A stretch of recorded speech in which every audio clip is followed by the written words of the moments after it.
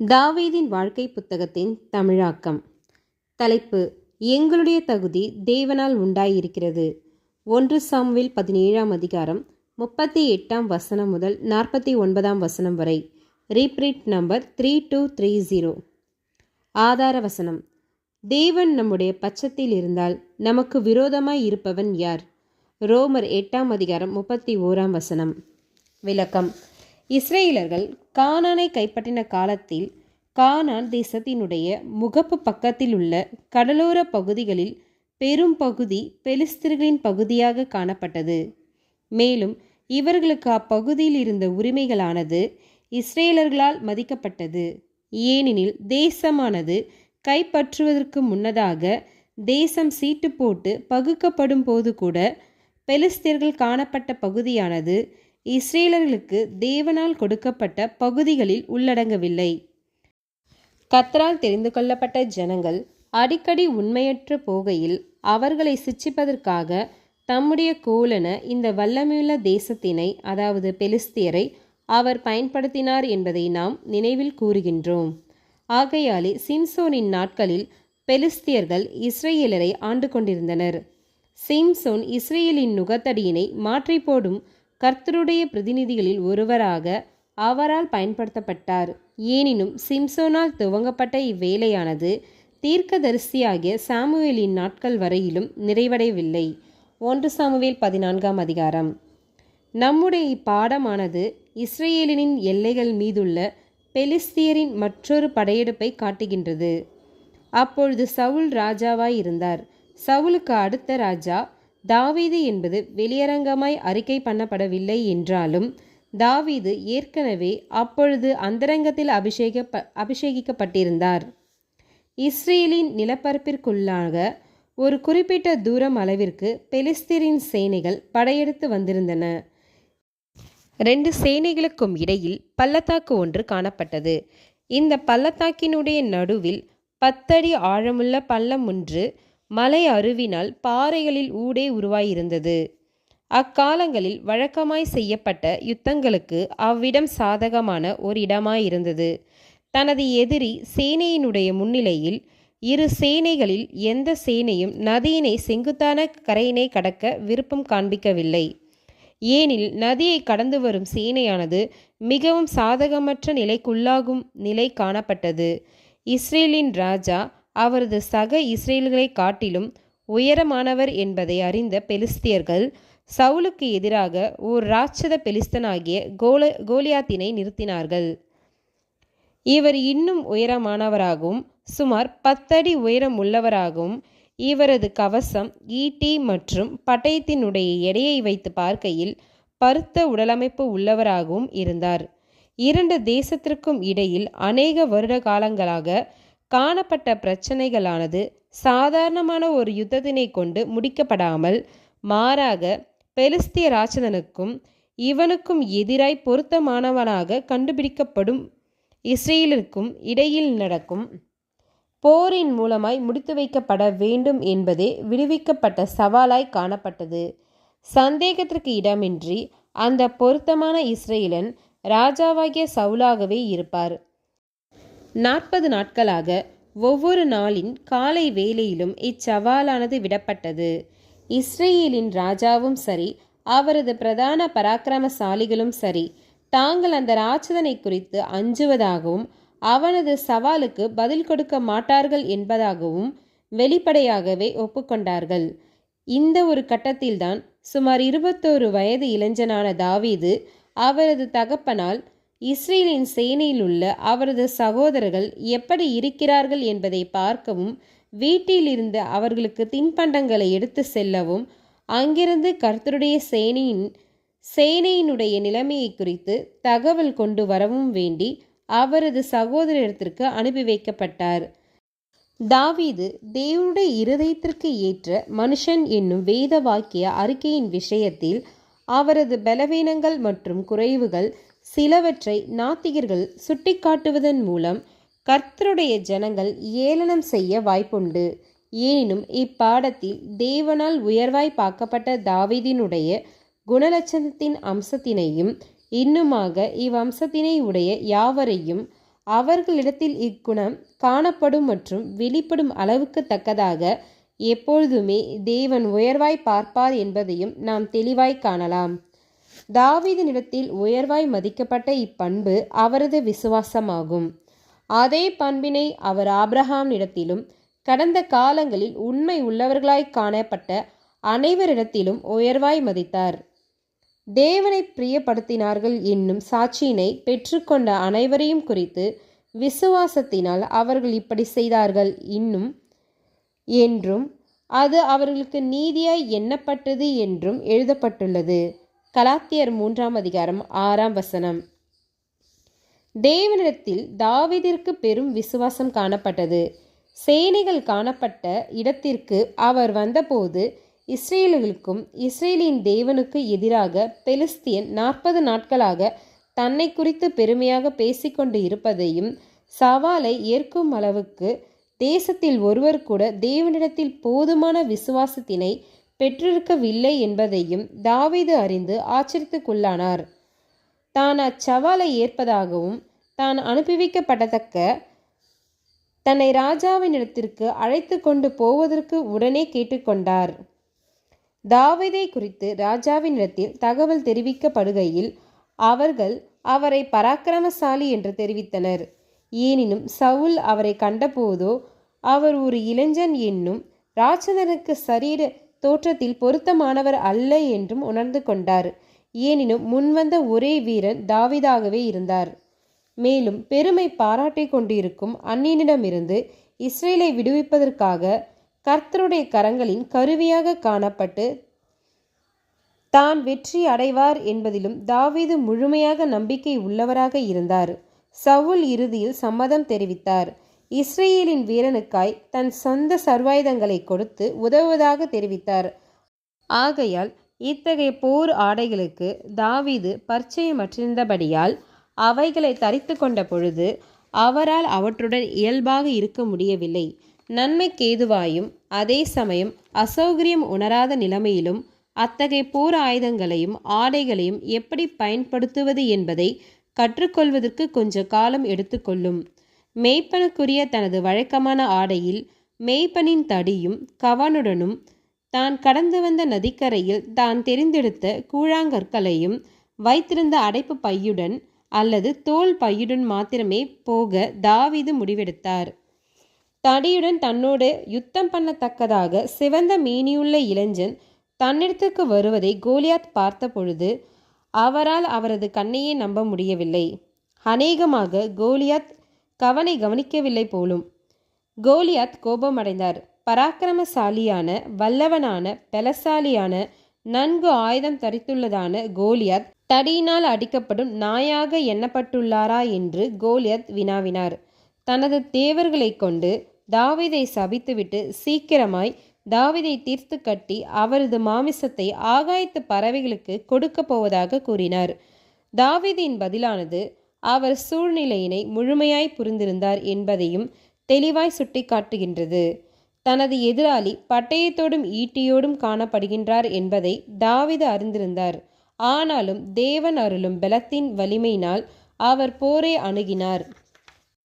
அதாவது யுத்தங்களின் முடிவுகளை முடிவு செய்கின்றவரும் தனக்கு வெற்றியினை கொடுக்க முடிப்பவரும் தன் ஜனங்களை அவரது சத்துருக்கள் அனைவரிடமிருந்து விடுவிப்பருமான கர்த்தரிடத்தில் உள்ள தனது விசுவாசத்தினுடைய பலத்தால் அவர் போரை அணுகினார்.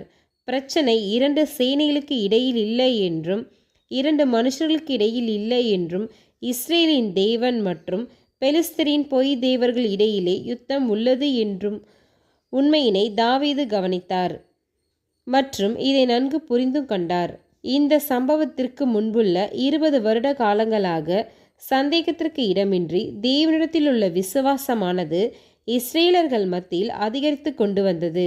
தங்களது பாவங்கள் நிமித்தமாகவும் விக்கிரக ஆராதனை நிமித்தமாகவும் தாங்கள் தண்டிக்கப்பட்டிருந்தனர் என்பதையும் இப்பொழுது கர்த்தரிடத்தில் திரும்பியுள்ளபடியால் அவர்களது ஜனங்களாய் அவர்கள் இருப்பதின் நிமித்தம் அவரது தயவு அவர்களோடு இப்பொழுது இருக்கின்றது என்பதையும் அவர்கள் படிப்படியாக அறிந்து கொண்டிருந்தனர். ஆனாலும் சாதாரணமான அளவை காட்டிலும் மிக அதிகமாகவே தாவீது தேவனிடத்தில் நம்பிக்கை கொண்டிருந்தார். சந்தேகத்திற்கு இடமின்றி ராஜ்யபாரத்தில் சவுலுக்கு அடுத்து வரும்படியாக தான் அபிஷேகிக்கப்பட்டுள்ள காரியம் இஸ்ரேலின் ராஜ்யபாரம் தொடர வேண்டும் என்பதும், தெய்வீக கட்டளைகளை சவுல் மீறியிருந்த போதிலும் இன்னமும் தேவ தயவானது ஒரு தேசமாக அவர்களிடத்தில் தொடர்ந்து காணப்படும் என்பதும் தேவ சித்தமாக இருக்கின்றது என்பதையும் தாவீதுக்கு உறுதிப்படுத்தினது. இளைஞனாகிய தனது எதிராளியை பார்ப்பதில் கோலியாத் தனது தலையை பின்னாக சாய்த்து சிரித்த பொழுது தாவீதினுடைய கவன்கள் அவனது நெற்றியில் பாய்ந்தது என்று ஒரு பாரம்பரிய கருத்து யூதர்கள் மத்தியில் காணப்படுகின்றது. அக்காலங்களில் காணப்பட்ட தலைக்கவசமானது இடைக்காலங்களில் பயன்படுத்தப்பட்டு வந்தவைகள் போன்று முழுமையாக மூடிக்கொள்ளும் அம்சம் அற்றவைகளாகும். மேலும் கழுத்து பகுதியும் தலையில் சில பகுதிகளுக்கு மூடப்படாமல் இருந்தது. ஆகையால் கோலியாத்து சிரிக்கையில் தனது தலையினை பின்னாக சாய்த்தது போன்று, ஒருவேளை சாய்க்காமல் இருந்தாலும் கூட தாவீதினுடைய கல்லானது அவனது நெற்றியின் முக்கிய பகுதியின் மேல் பாய்ந்திருக்க முடியும். முற்றிலும் அற்புதகரமானது என்று சொல்லும் அளவுக்கு தாவீதினுடைய குறியை பார்த்து எரியும் ஆற்றலானது இயல்புக்கு அப்பாற்பட்ட ஒன்றாகவும் இருக்கவில்லை. தாவீதினுடைய கோத்திரத்தில் மயிரிழையை தப்பாதபடிக்கு கவன்கல் எரியக்கூடிய அநேகர் இருந்தார்கள் என்று வேத வாக்கிய பதிவினை நாம் பெற்றிருக்கின்றோம். நியாயாதிபதிகள் 20 ஜெனோஃபன் அவர்கள் கவன்கல் எரியும் சில குறிப்பிட்ட பெர்சியர்களின் சாமர்த்தியத்தை குறித்து குறிப்பிடுகின்றார்.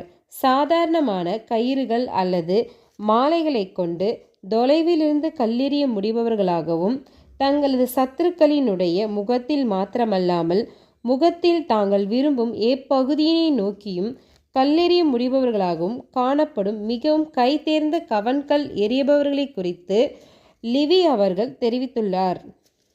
இந்த சிறு சம்பவத்தினை நாம் நிழலென்று சொல்ல முடியாது. ஆனால் இதில் நிஜமான தாவீதாகிய பிரியமானவருக்குள்ளான யாவருக்கும், அதாவது கிறிஸ்துவுக்குள்ளான யாவருக்கும் பொருந்தும் ஆவிக்குரிய காரியங்கள் பற்றின பாடம் ஒன்றையும் அடையாளம் ஒன்றையும் நம்மால் காண முடிகின்றது. கோலியாத் மாபெரும் எதிராளியாகிய பிசாசுக்கும் மற்றும் அசத்தியங்களின் விஷயத்தில் அல்லது பாவங்களின் விஷயத்தில் கர்த்தருடைய அர்ப்பணிக்கப்பட்ட ஜனங்களை அடிமைத்தனத்திற்குள்ளாக கொண்டு வருவதற்கு நாடிடும் அவனை சார்ந்தவர்கள் அனைவருக்கும் பொருத்தமான அடையாளமாய் காணப்படுகின்றார்.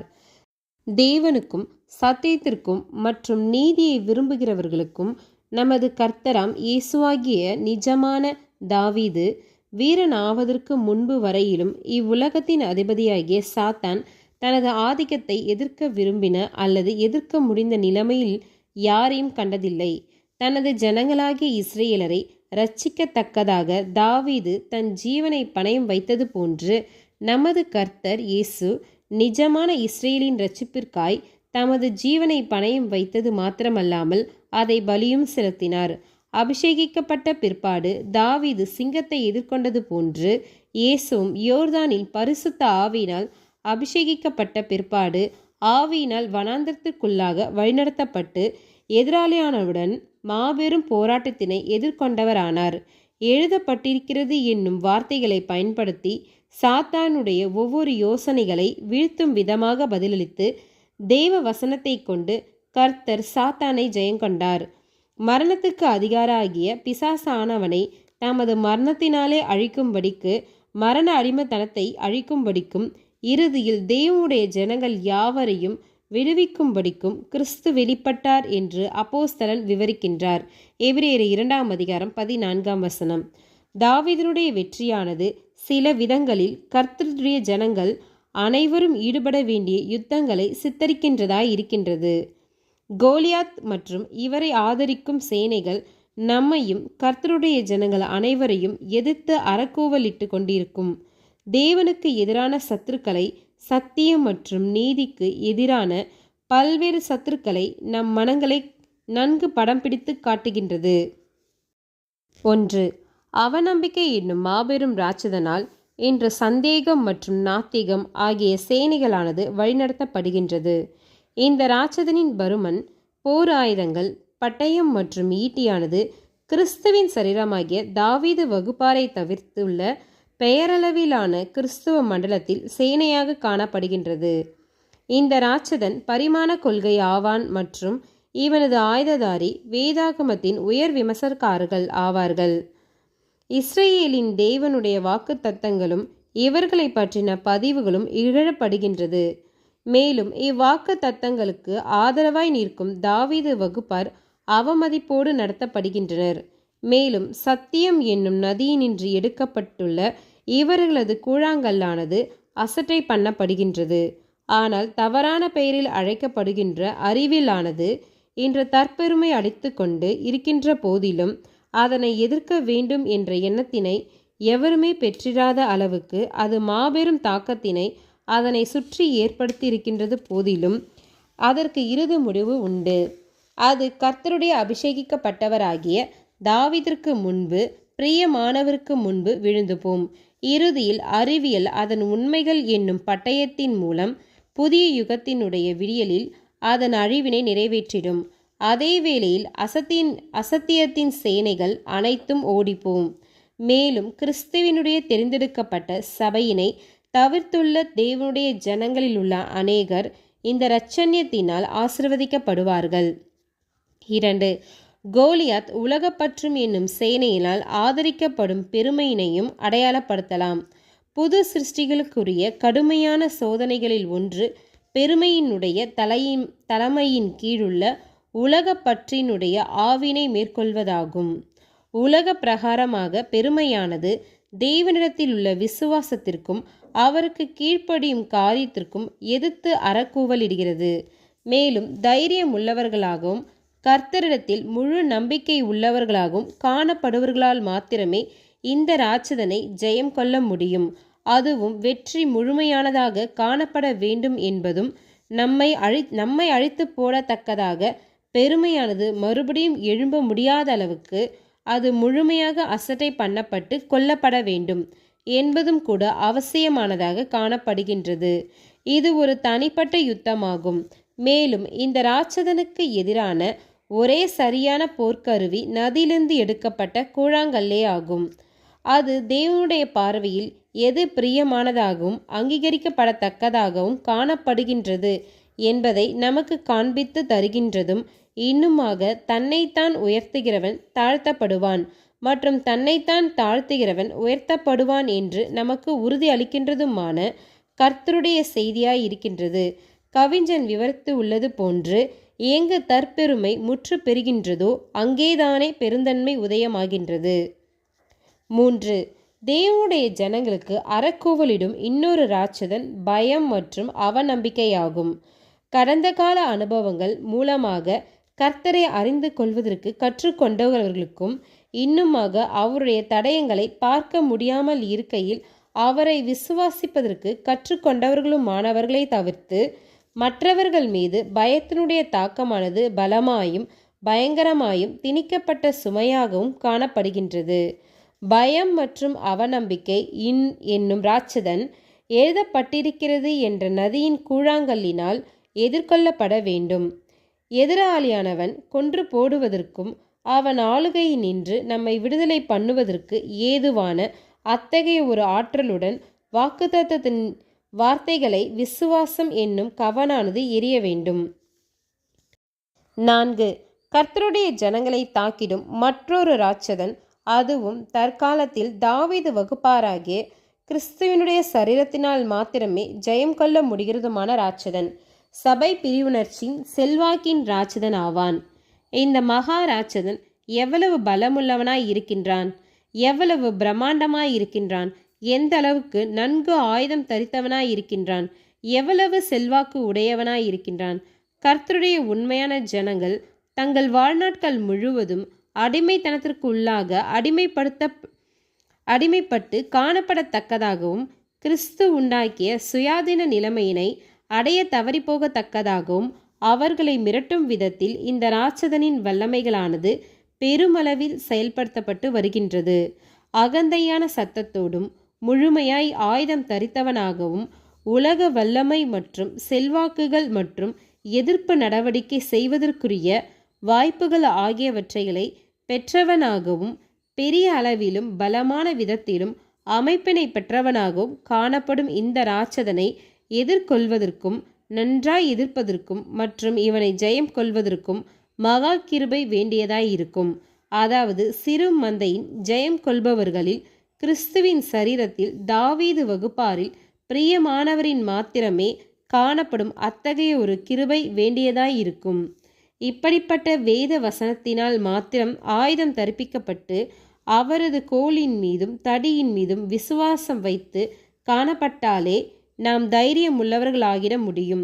இன்னுமாக தாவீது பெலிஸ்தீனை நோக்கி, நீ பட்டயத்தோடும் ஈட்டியோடும் கேடகத்தோடும் என்னிடத்தில் வருகின்றாய், நானோ நீ நிந்தித்த இஸ்ரவேலினுடைய இராணுவங்களின் தேவனாகிய சேனைகளுடைய கர்த்தரின் நாமத்தினாலே உன்னிடத்தில் வருகிறேன் என்று பதிலளித்தது போலவே நாமும் சபை பிரிவுணர்ச்சியினுடைய மிரட்டுதலுக்கு பதிலளிக்க முடியவர்களாய் இருப்போம்.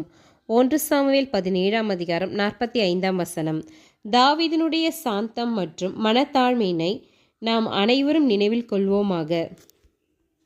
இவரின் நடத்தையில் தற்பெருமை அடித்துக் கொள்ளுதல் எதுவும் இல்லை என்பதை கவனித்தவர்களாக இதை நாம் பின்பற்றிடுவோமாக.